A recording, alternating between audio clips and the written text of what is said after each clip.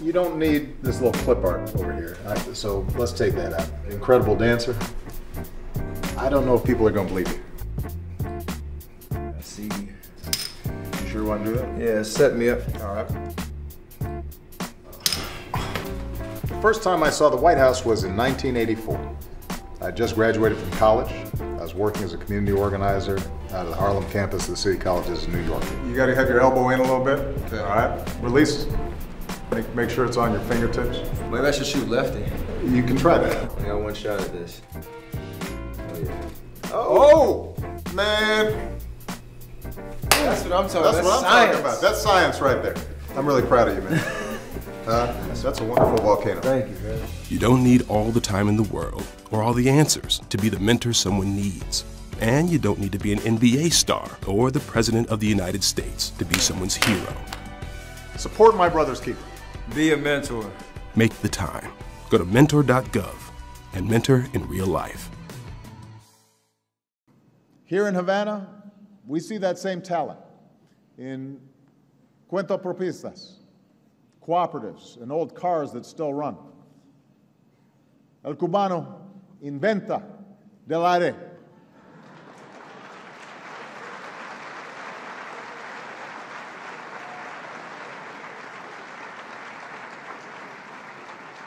It's an honor to be here. This is a historic week for diplomacy, and I want to just talk for a moment about maybe another kind of diplomacy, and that is people-to-people diplomacy.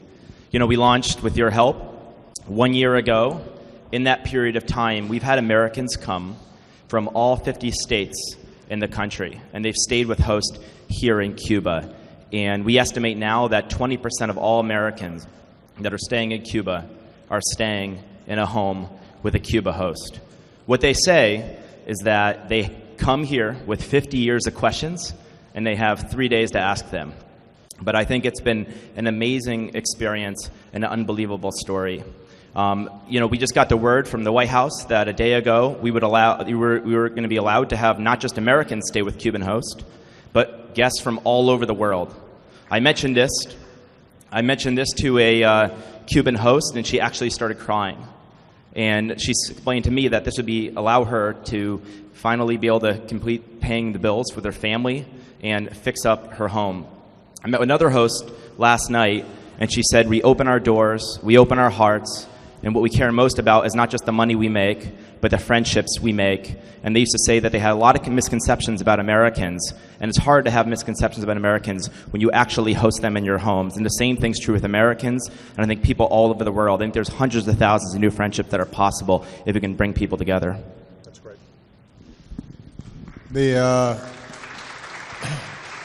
I just want to brag on Brian just for 1 second. First of all, for those Cubans who are not familiar with Brian, you can see how young he is. The company that he started, Airbnb, basically started as an idea with his co-founder, who's also here. And how long ago did you guys start, Brian? 8 years. And what's the valuation now? Don't be shy. How 25 billion with a B? Okay. So, but I use Brian as an example. He's one of our outstanding young entrepreneurs who had an idea and acted on it. And in this global economy, it can take off if it's a good idea and it's well executed. But I also think Brian's a good example of the power of the internet and why having an internet infrastructure is so important. Because essentially, Airbnb is using social media and the internet in order to create a buyer and a seller and a market that is safe for those buyers and sellers that didn't previously exist. I mean, it used to be if an American or a German or anybody wanted to come to Cuba, they could go to a hotel and that was it. Now, suddenly, there are thousands of potential sellers of a great experience here in Cuba, and they themselves become small business people, but it's only possible because somebody in Germany can look up online and see, okay, that's a house, that looks nice, there's a nice picture. there's been a good rating of the host, right? They've found out that when you get there, the room actually looks like the room on the internet. The person who's inviting somebody into their home, they can check, and they've seen that, okay, the person who's using this has a good credit rating, and if they've stayed at Airbnb before, they haven't completely torn up the house. And so it's a tool to build trust and allow this transaction to take place. But it's, if you imagine what could be done with broader internet access and service here, Brian, I think, gives you a good example of the potential that could be unleashed. But it requires an infrastructure and an investment in order to make it work. Thank you for sharing your story, Brian. Good morning. Everybody, please have a seat.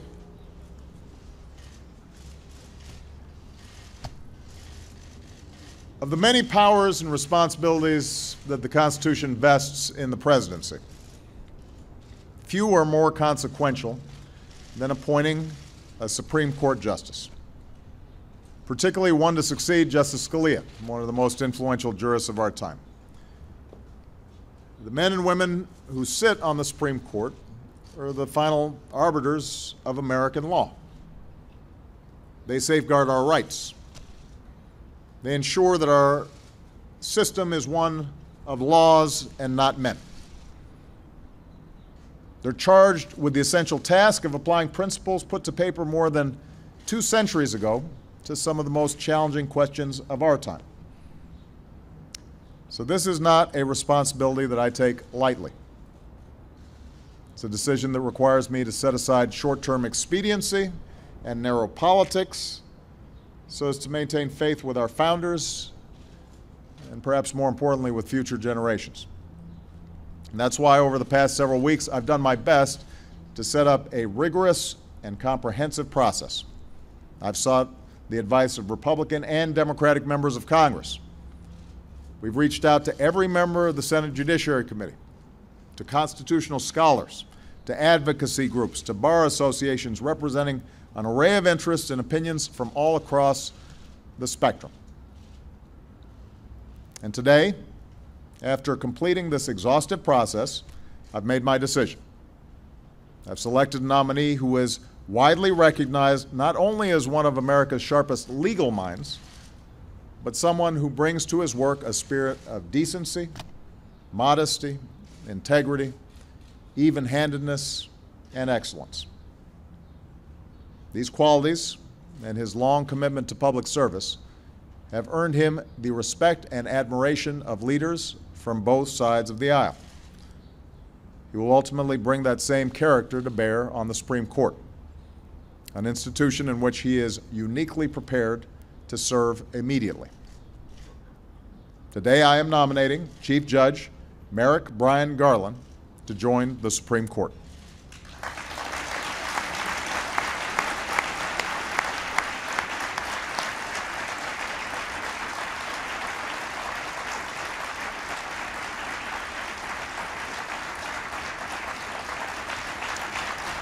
Now,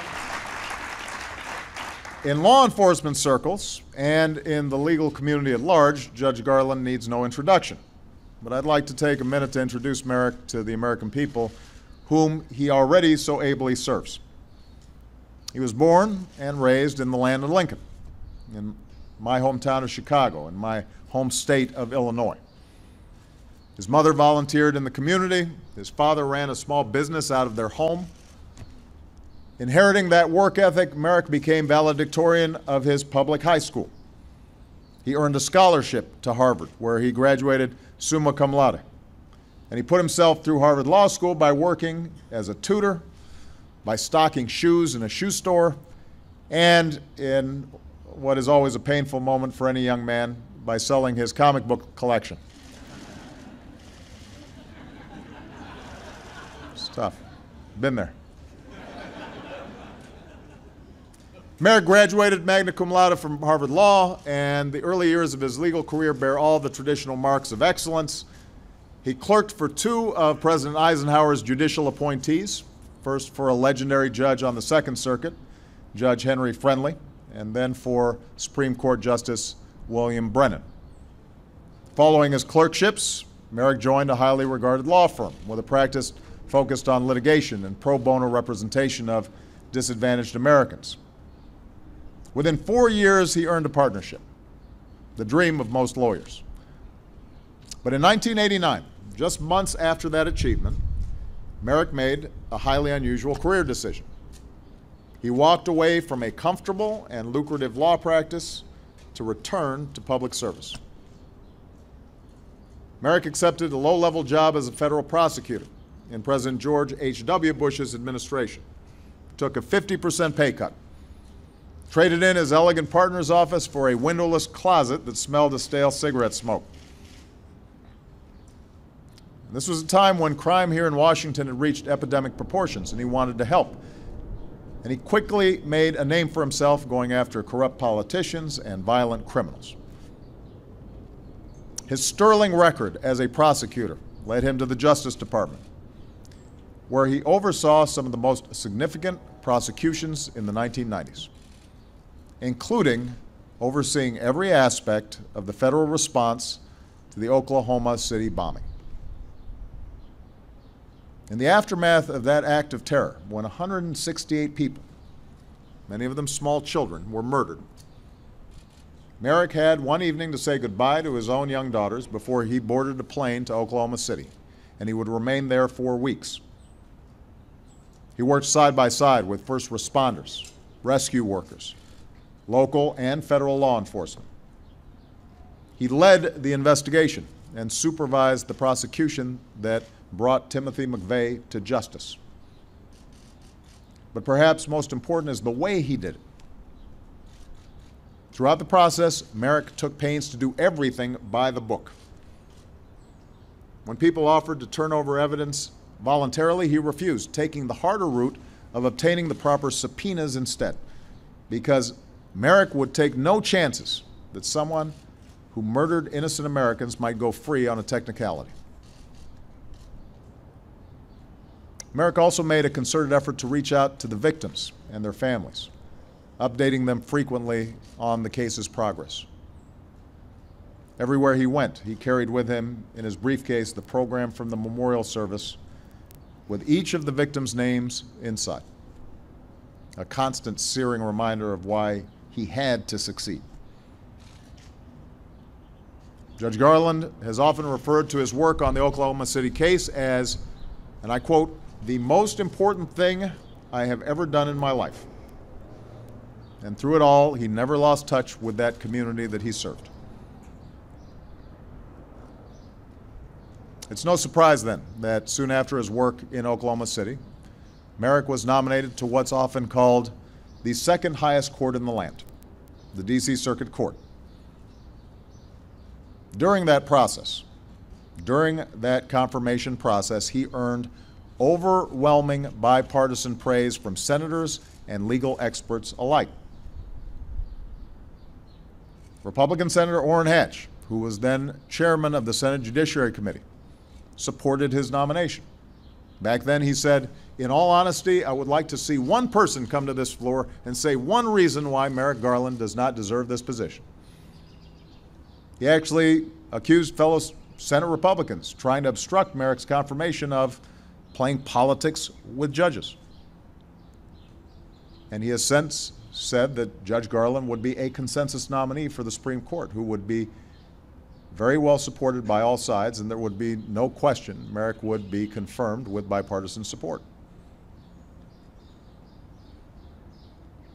Now, ultimately, Merrick was confirmed to the D.C. Circuit, the second highest court in the land, with votes from a majority of Democrats and a majority of Republicans. 3 years ago, he was elevated to Chief Judge. And in his 19 years on the D.C. Circuit, Judge Garland has brought his trademark diligence, compassion, and unwavering regard for the rule of law to his work. On a circuit court known for strong-minded judges on both ends of the spectrum, Judge Garland has earned a track record of building consensus as a thoughtful, fair-minded judge who follows the law. He's shown a rare ability to bring together odd couples, assemble unlikely coalitions, persuade colleagues with wide-ranging judicial philosophies to sign on to his opinions. And this record on the bench speaks, I believe, to Judge Garland's fundamental temperament, his insistence that all views deserve a respectful hearing. His habit, to borrow a phrase from former Justice John Paul Stevens, of understanding before disagreeing, and then disagreeing without being disagreeable. It speaks to his ability to persuade, to respond to the concerns of others with sound arguments and airtight logic. As his former colleague on the D.C. Circuit and our current Chief Justice of the Supreme Court, John Roberts, once said, "Anytime Judge Garland disagrees, you know you're in a difficult area." At the same time, Chief Judge Garland is more than just a brilliant legal mind. He's someone who has a keen understanding that justice is about more than abstract legal theory, more than some footnote in a dusty casebook. His life experience, his experience in places like Oklahoma City, informs his view that the law is more than an intellectual exercise. He understands the way law affects the daily reality of people's lives in a big, complicated democracy and in rapidly changing times. And throughout his jurisprudence runs a common thread, a dedication to protecting the basic rights of every American, a conviction that in a democracy, powerful voices must not be allowed to drown out the voices of everyday Americans. To find someone with such a long career of public service, marked by complex and sensitive issues, to find someone who just about everyone not only respects but genuinely likes, that is rare. And it speaks to who Merrick Garland is, not just as a lawyer, but as a man. People respect the way he treats others, his genuine courtesy and respect for his colleagues and those who come before his court. They admire his civic-mindedness, mentoring his clerks throughout their careers, urging them to use their legal training to serve their communities, setting his own example by tutoring a young student at a Northeast D.C. elementary school each year for the past 18 years. They're moved by his deep devotion to his family. Lynn, his wife of nearly 30 years, and their two daughters, Becky and Jessie. As a family, they indulge their love of hiking and skiing and canoeing and their love of America by visiting our national parks. People respect Merrick's deep and abiding passion for protecting our most basic constitutional rights. It's a passion, I'm told, that manifested itself at an early age. And one story is indicative of this. It's notable. As valedictorian of his high school class, he had to deliver a commencement address. The other student speaker that day spoke first and unleashed a fiery critique of the Vietnam War. Fearing the controversy that might result, several parents decided to unplug the sound system, and the rest of the student's speech was muffled. And Merrick didn't necessarily agree with the tone of his classmates' remarks, nor his choice of topic for that day, but stirred by the sight of a fellow student's voice being silenced, he tossed aside his prepared remarks and delivered instead, on the spot, a passionate, impromptu defense of our First Amendment rights. It was the beginning of a lifelong career as a lawyer and a prosecutor and as a judge devoted to protecting the rights of others. And he has done that work with decency and humanity and common sense and a common touch. And I'm proud that he'll continue that work on our nation's highest court. I said I would take this process seriously, and I did. I chose a serious man and an exemplary judge, Merrick Garland. Over my 7 years as president, in all my conversations with senators from both parties, in which I asked their views on qualified Supreme Court nominees, and this includes the previous two seats that I had to fill. The one name that has come up repeatedly from Republicans and Democrats alike is Merrick Garland.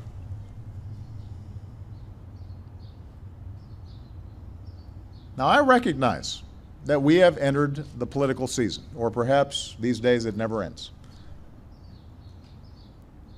A political season that is even noisier and more volatile than usual. I know that Republicans will point to Democrats who've made it hard for Republican presidents to get their nominees confirmed. And they're not wrong about that. There's been politics involved in nominations in the past, although it should be pointed out that in each of those instances, Democrats ultimately confirmed a nominee put forward by a Republican president. I also know that because of Justice Scalia's outsized role on the court and in American law, and the fact that Americans are closely divided on a number of issues before the court, it is tempting to make this confirmation process simply an extension of our divided politics, the squabbling that's going on in the news every day. But to go down that path would be wrong. It would be a betrayal of our best traditions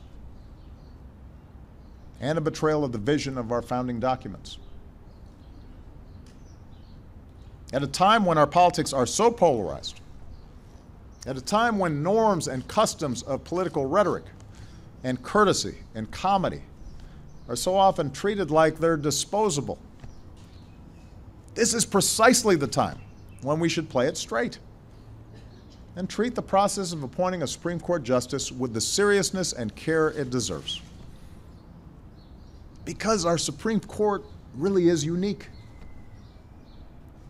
It's supposed to be above politics. It has to be, and it should stay that way.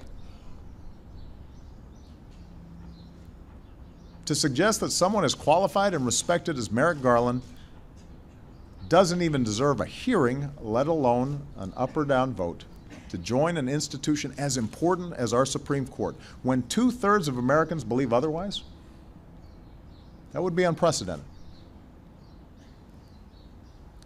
To suggest that someone who has served his country with honor and dignity, with a distinguished track record of delivering justice for the American people, might be treated, as one Republican leader stated, as a political piñata, that can't be right. Tomorrow, Judge Garland will travel to the Hill to begin meeting with senators one-on-one. I simply ask Republicans in the Senate to give him a fair hearing, and then an up or down vote. If you don't, then it will not only be an abdication of the Senate's constitutional duty, it will indicate a process for nominating and confirming judges that is beyond repair. It will mean everything is subject to the most partisan of politics. Everything. It will provoke an endless cycle of more tit for tat and make it increasingly possible for any president, Democrat or Republican, to carry out their constitutional function. The reputation of the Supreme Court will inevitably suffer. Faith in our justice system will inevitably suffer. And our democracy will ultimately suffer as well.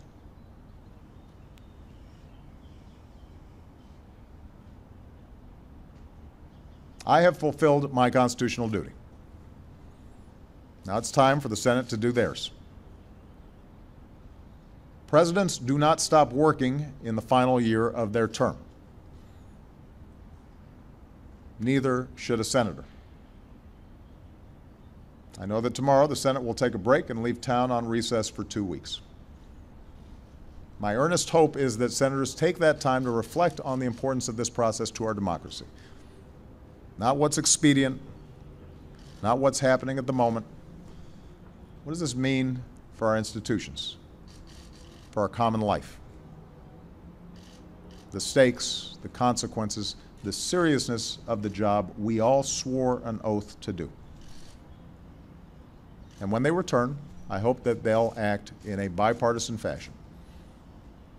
I hope they're fair. That's all. I hope they are fair, as they did when they confirmed Merrick Garland to the D.C. Circuit. I ask that they confirm Merrick Garland now to the Supreme Court so that he can take his seat in time to fully participate in its work for the American people this fall.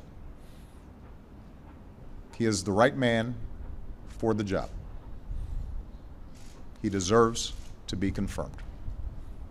I could not be prouder of the work that he has already done on behalf of the American people. He deserves our thanks, and he deserves a fair hearing. And with that, I'd like to invite Judge Garland to say a few words. Thank you.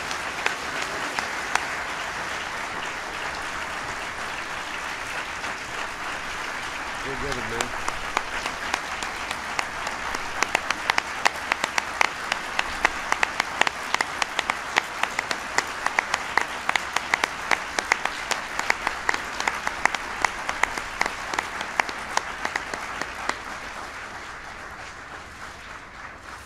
Thank you, Mr. President. This is the greatest honor of my life, other than Lynn agreeing to marry me 28 years ago. It's also the greatest gift I've ever received, except, and there's another caveat, the birth of our daughters, Jessie and Becky. As my parents taught me, by both words and deeds, a life of public service is as much a gift to the person who serves as it is to those he is serving. And for me, there could be no higher public service than serving as a member of the United States Supreme Court. My family deserves much of the credit for the path that led me here. My grandparents left the Pale of Settlement at the border of Western Russia and Eastern Europe in the early 1900s, fleeing anti-Semitism and hoping to make a better life for their children in America. They settled in the Midwest, eventually making their way to Chicago. There, my father, who ran the smallest of small businesses from a room in our basement, took me with him as he made the rounds to his customers, always impressing upon me the importance of hard work and fair dealing. There, my mother headed the local PTA and school board and directed a volunteer services agency, all the while instilling in my sisters and me the understanding that service to the community is a responsibility above all others. Even now, my sisters honor that example by serving the children of their communities. I know that my mother is watching this on television and crying her eyes out. So are my sisters, who have supported me in every step I have ever taken. I only wish that my father were here to see this today. I also wish that we hadn't taught my older daughter to be so adventurous that she would be hiking in the mountains out of cell service range when the president called.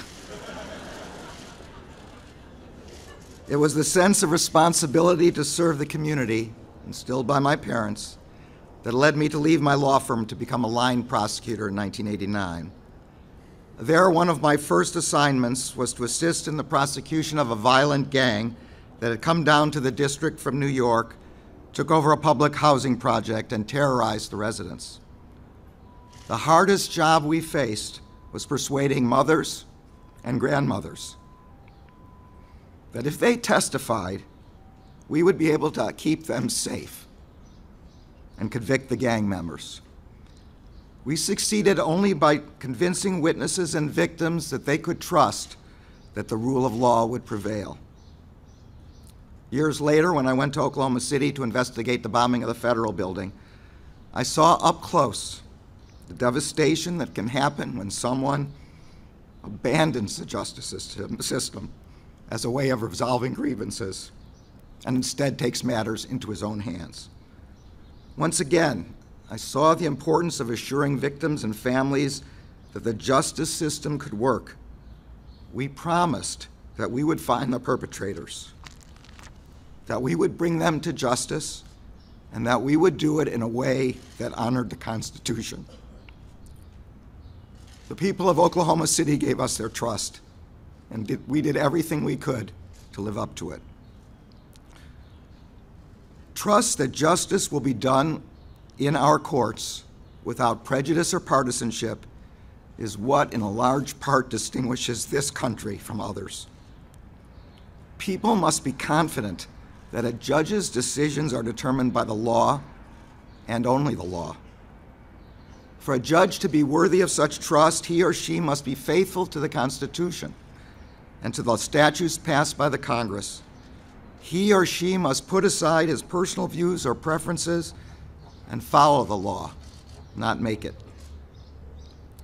Fidelity to the Constitution and the law has been the cornerstone of my professional life, and it is the hallmark of the kind of judge I have tried to be for the past 18 years. If the Senate sees fit to confirm me to the position for which I have been nominated today, I promise to continue on that course. Mr. President, it's a great privilege to be nominated by a fellow Chicagoan. I am grateful beyond words for the honor you have bestowed upon me. Thank you. You're gonna do great. Thank you. Congratulations, man. Good job. Good job.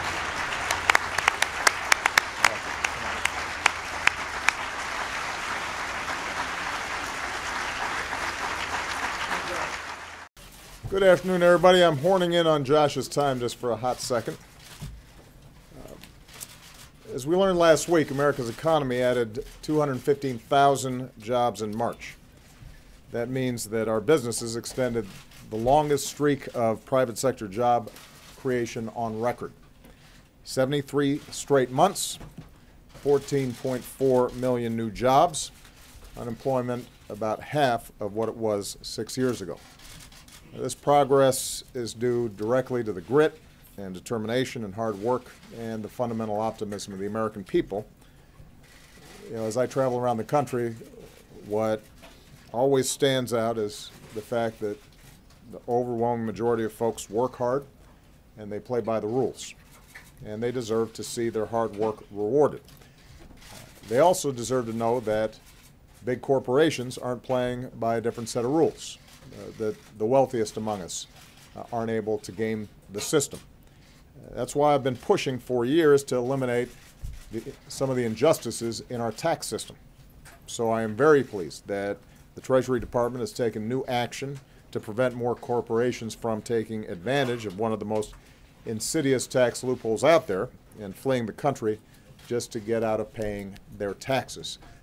This got some attention in the business press yesterday, but I wanted to make sure that we highlighted the importance of Treasury's action and why it did what it did. This directly goes at what's called corporate inversions. They are not new. Simply put, in layman's terms, it's when big corporations acquire small companies and then change their address to another country on paper in order to get out of paying their fair share of taxes here at home.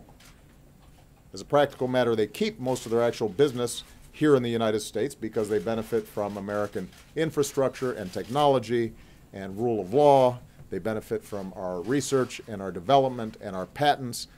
They benefit from American workers who are best in the world, but they effectively renounce their citizenship. They declare that they're based somewhere else, thereby getting all the rewards of being an American company without fulfilling the responsibilities to pay their taxes the way everybody else is supposed to pay them. When companies exploit loopholes like this, it makes it harder to invest in the things that are going to keep America's economy going strong for future generations. It sticks the rest of us with the tab, and it makes hardworking Americans feel like the deck is stacked against them. So this is something that I've been pushing for a long time. Since I became president, we've made our tax code fair, and we've taken steps to make sure our tax laws are actually enforced, including leading efforts to crack down on offshore evasion. I will say that it gets tougher sometimes when the IRS is starved for resources and squeezed by the congressional appropriation process so that there are not enough people to actually pay attention to what all the lawyers and accountants are doing all the time. But we have continued to emphasize the importance of basic tax enforcement. In the news over the last couple of days, we've had another reminder in this big dump of data coming out of Panama that tax avoidance is a big global problem. It's not unique to other countries because, frankly, there are folks here in America who are taking advantage of the same stuff. A lot of it's legal, but that's exactly the problem. It's not that they're breaking the laws, it's that the laws are so poorly designed that they allow people, if they've got enough lawyers and enough accountants, to wiggle out of responsibilities that ordinary citizens are having to abide by. Here in the United States, there are loopholes that only wealthy individuals and powerful corporations have access to. They have access to offshore accounts, and they are gaming the system. Middle-class families are not in the same position to do this. In fact, a lot of these loopholes come at the expense of middle-class families because that lost revenue has to be made up somewhere. Alternatively, it means that we're not investing as much as we should in schools, in making college more affordable, in putting people back to work, rebuilding our roads, our bridges, our infrastructure, creating more opportunities for our children. So this is important stuff, and these new actions by the Treasury Department build on steps that we've already taken to make the system fairer, but I want to be clear. While the Treasury Department actions will make it more difficult and less lucrative for companies to exploit this particular corporate inversions loophole, only Congress can close it for good. And only Congress can make sure that all the other loopholes that are being taken advantage of are closed. I've often said the best way to end this kind of irresponsible behavior is with tax reform that lowers the corporate tax rate, closes wasteful loopholes, simplifies the tax code for everybody. And in recent years, I've put forward plans repeatedly that would make our tax system more competitive for all businesses, including small businesses. So far, Republicans in Congress have yet to act. My hope is that they start getting serious about it. When politicians perpetuate a system that favors the wealthy at the expense of the middle class, it's not surprising that people feel like they can't get ahead. It's not surprising that oftentimes it may produce a politics that is directed at that frustration. And rather than doubling down on policies that let a few big corporations or the wealthiest among us play by their own rules, we should keep building an economy where everybody has a fair shot and everybody plays by the same rules. Rather than protect wasteful tax loopholes for the few at the top, we should be investing more in things like education and job creation and job training that we know grow the economy for everybody. And rather than lock in tax breaks for millionaires or make it harder to actually enforce existing laws, let's give tax breaks to help working families pay for child care or for college. And let's stop rewarding companies that are shipping jobs overseas and profit overseas and start rewarding companies that create jobs right here at home and are good corporate citizens. That's how we're going to build America together. That's how we battled back from this Great Recession. That's the story of these past 7 years. That can be the story for the next several decades if we make the right decisions right now. And so I hope this topic ends up being introduced into the broader political debate that we're going to be having leading up to election season. Okay? And with that, I turn it over to Mr. Josh Earnest. A question about the Panama Papers, Mr. President? Yeah. Given the release of these millions of pages of financial information, are you concerned that that reflects on the ability of the Treasury Department to sort of be able to see all the financial transactions across the globe? They clearly didn't see these. And whether that suggests that the sanctions regime that you've put in place in a bunch of places around the world might not be as strong as you think it is?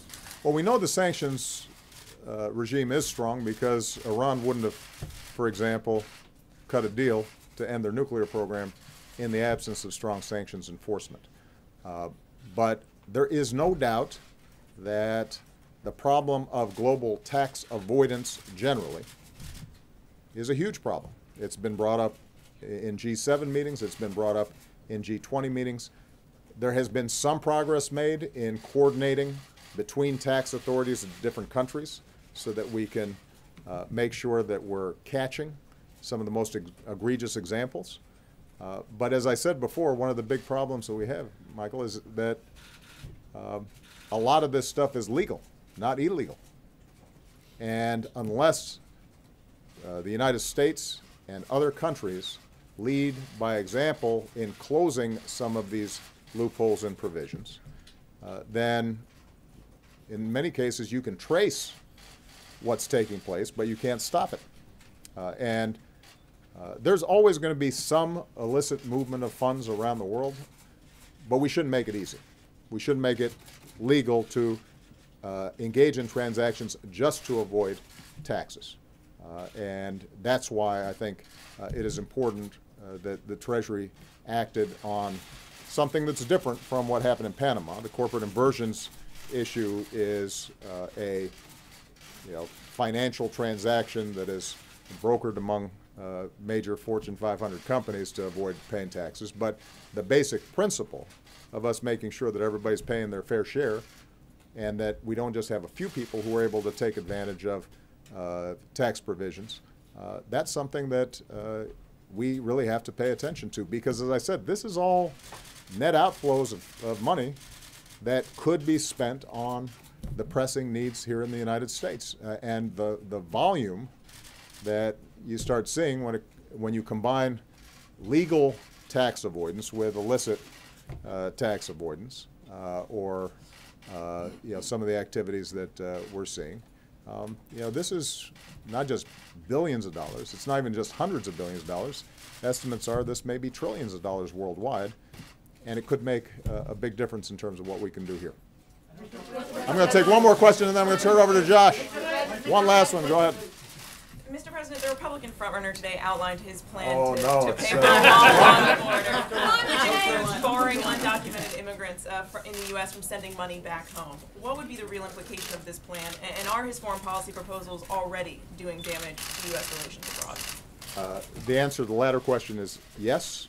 I think that I've been very clear earlier that I am getting questions constantly from foreign leaders about some of the wackier suggestions that are being made. I do have to emphasize that it's not just Mr. Trump's proposals.